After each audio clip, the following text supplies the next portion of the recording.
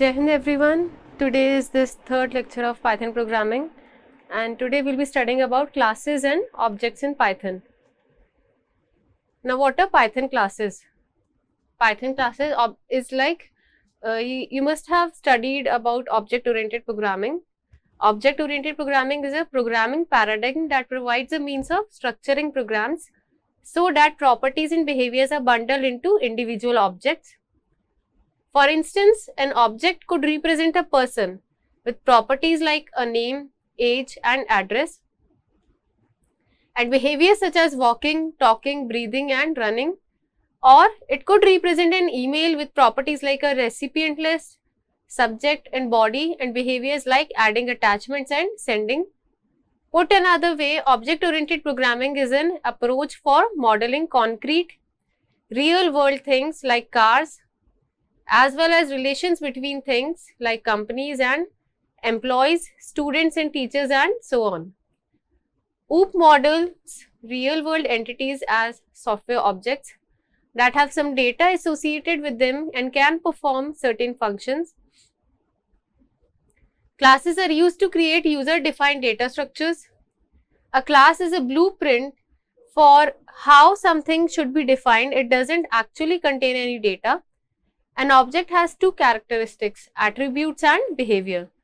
A parrot can be an object as it has the following properties: name, age, color as attributes, singing, dancing as behavior.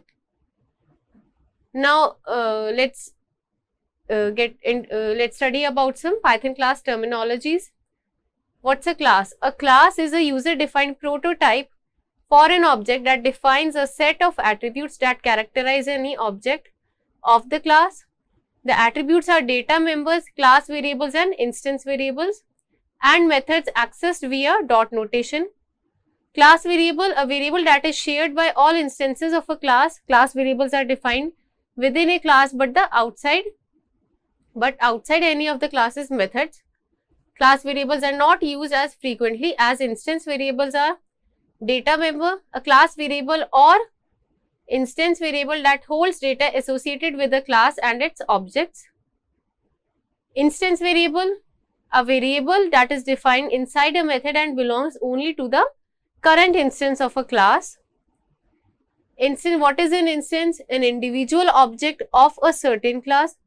An object obj that belongs to a class circle, for example, is an instance of the class circle. What is instantiation? The creation of an instance of a class is instantiation.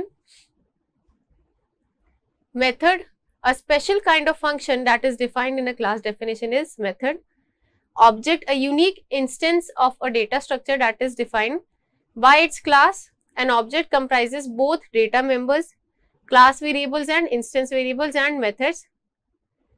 Function overloading, the assignment of more than one behavior to a particular function.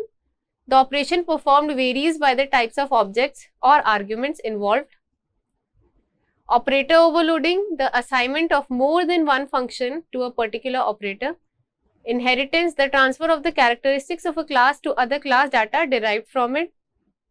Now, how do you create a class? The class statement creates a new class definition. The name of the class immediately follows the keyword class, followed by a colon as follows. Class, class name. Optional, class documentation string, class underscore suite. Now, the class underscore suite consists of all the component statements defining class members, data attributes and functions. The class has a document string that can be accessed via class name underscore doc. How do you create an object in Python?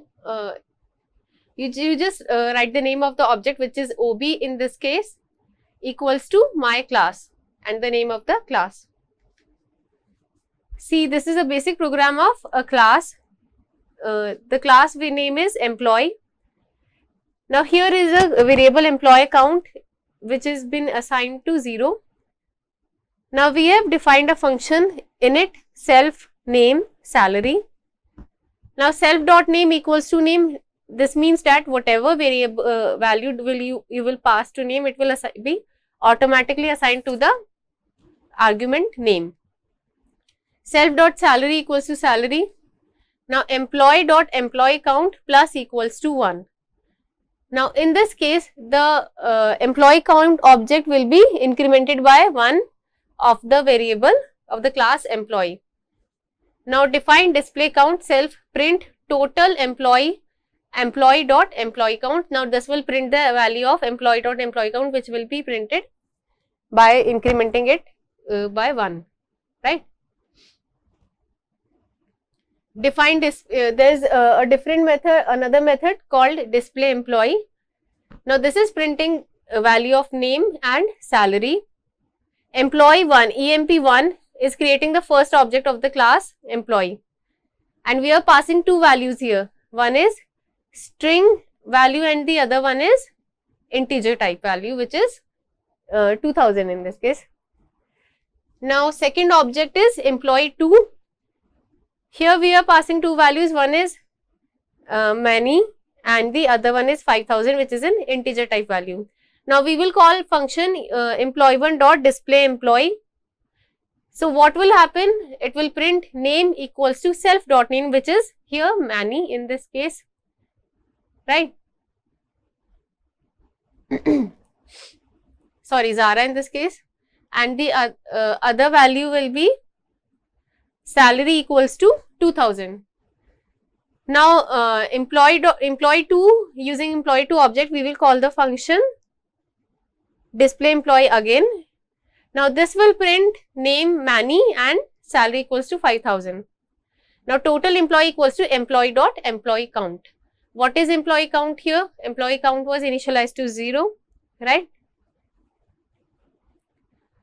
First of all, the employee count will be 1 and then it will be incremented by 2, right.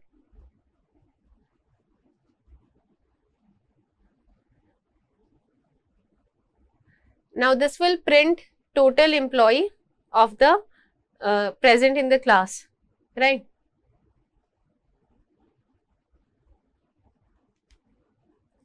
Now creating classes and object. The variable employee count is a class variable whose value is shared among all instances of this class. This can be accessed as employee dot employee count from inside the class or outside the class. You declare the other class methods like normal functions, with the exception that the first argument to each method is self. Python adds the self argument to the list for you. You do not need to include it when you call the methods. Accessing attributes, you access the object's attributes using the dot operator with object class. Variable would be accessed using class name. You can add, remove or modify attributes of classes and objects at any time. Employee1 dot age equals to 7 will add value 7 to the age attribute. Employee1 dot age equals to 8. Now this will change the value of 7 to 8. In short, it will modify the attribute. Del employee1 dot age will delete the attribute age here. Creating classes and object. The self parameter in function definition is inside the class, but we call the method simply as ob.function without any arguments. It still worked. This is because whenever an object calls its method, the object itself is passed as the first argument. So ob.function translates into myClass.function ob. In general, calling a method with a list of n arguments is equivalent to calling corresponding function with an argument list that is created by inserting the methods object before the first argument. The first argument of the function in class must be the object itself. This is conventionally called self. Suppose here you can see there is a class that has been created with the name of the class is myClass. In this we have this is a string documentation. This is my second class. Now a equals to, now here this is an instance variable 10 and this is a function. Since there are no parameters in here, we will pass self. And what this function is doing, it is printing the message hello. Now we are creating an object of this class and then we will print myClass.function function func. Now we will print ob dot function. We will call the function func function, right? Initially what we did, we directly called the function func without using the object. Thick? Okay. Now what are constructors and destructors? Class functions that begins with doubles underscore are called as special functions as they have special meaning. The first method, init, is a special method which is called class constructor or initialization method that Python calls when you create a new instance of this class. There is no need to explicitly call the constructor, it gets automatically called when the instance of class is created. Okay. What is a destructor? The garbage collector destroys an orphaned instance and reclaims its space, but a class can implement the special method underscore del underscore parenthesis, which is called a destructor, that is invoked when the instance is about to be destroyed. This method might be used to clean up any non-memory resources used by an instance. Underscore del underscore parenthesis destructor prints the class name of an instance that is about to be destroyed.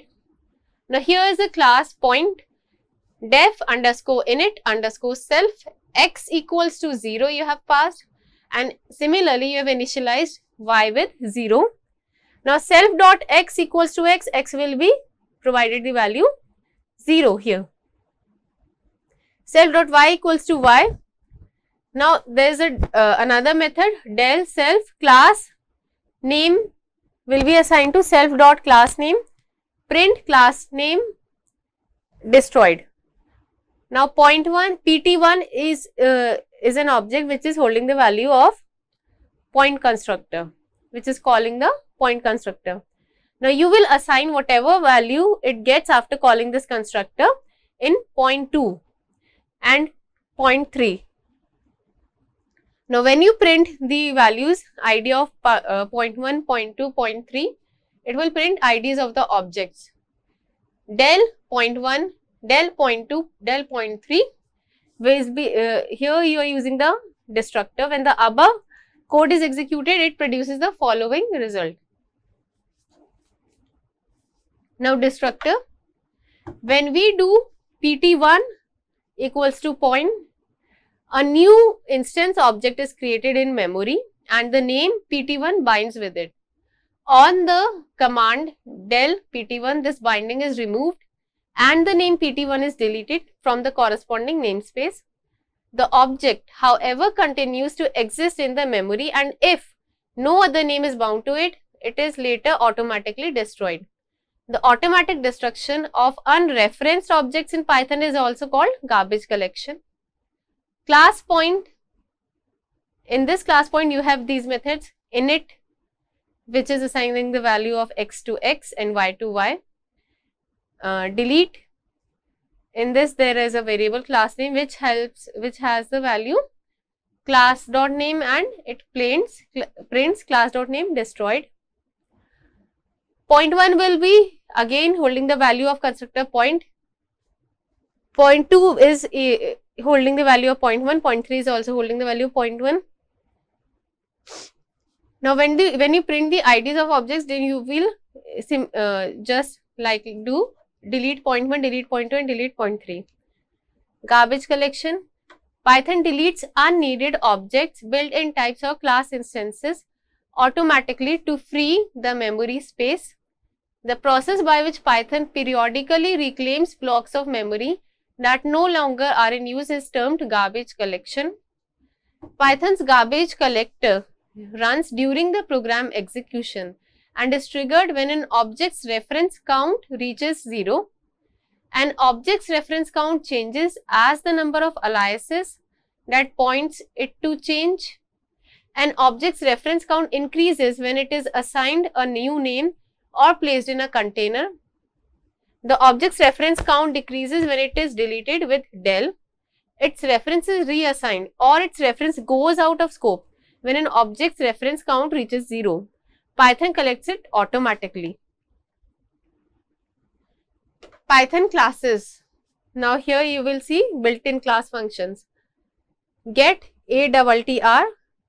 Now get ATTR will contain object name to access the attribute of object. Has attribute to check if an attribute exists or not. Set attribute to set an attribute. If attribute does not exist, then it would be created.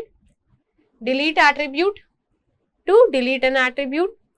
Data hiding.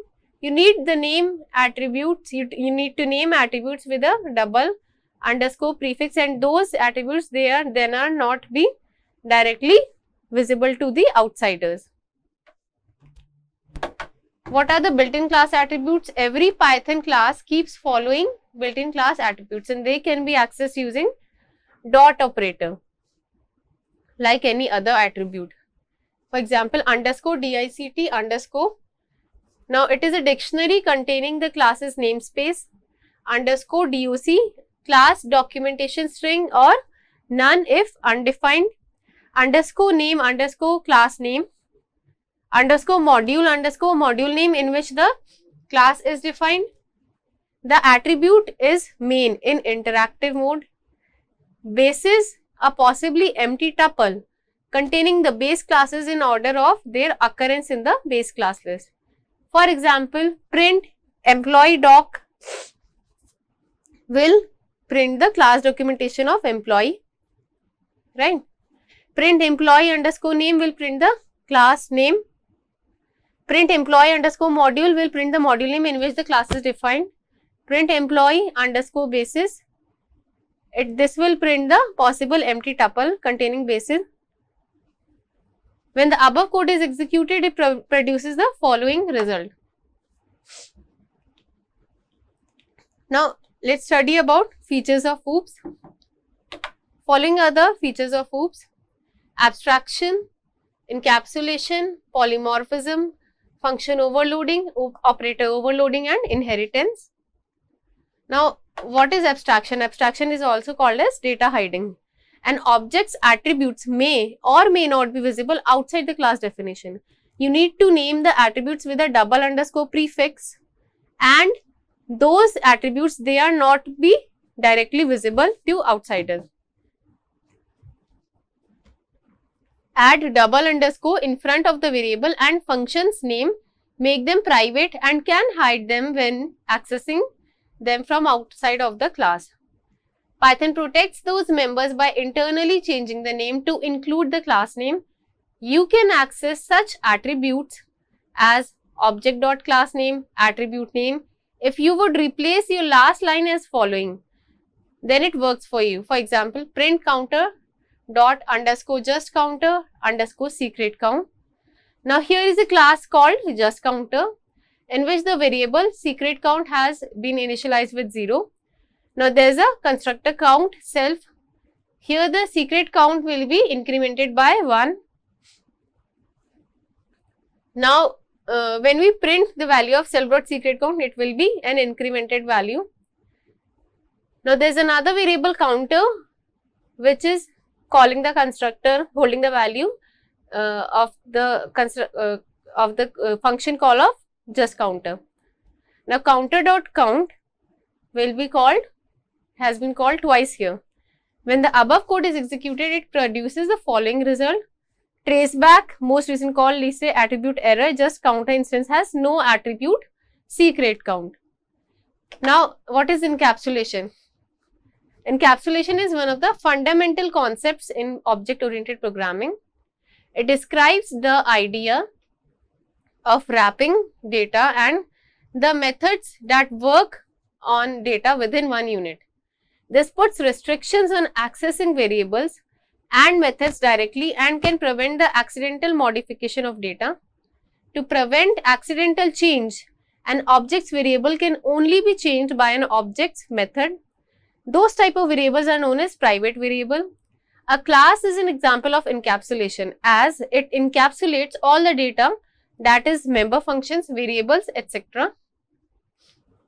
what is class inheritance? Instead of starting from scratch, you can create a class by deriving it from a pre-existing class by listing the parent class in parentheses after the new class name.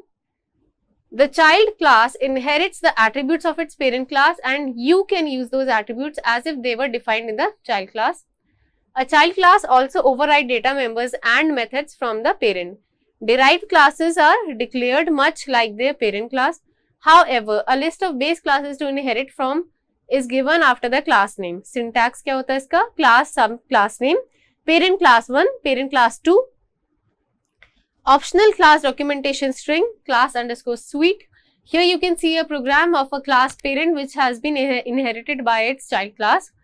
And when a child class inherits a parent class, it automatically inherits the functions defined in the main class. Types of inheritance. There are following types of inheritance: simple inheritance, multi-level inheritance, hierarchical inheritance, and hybrid inheritance.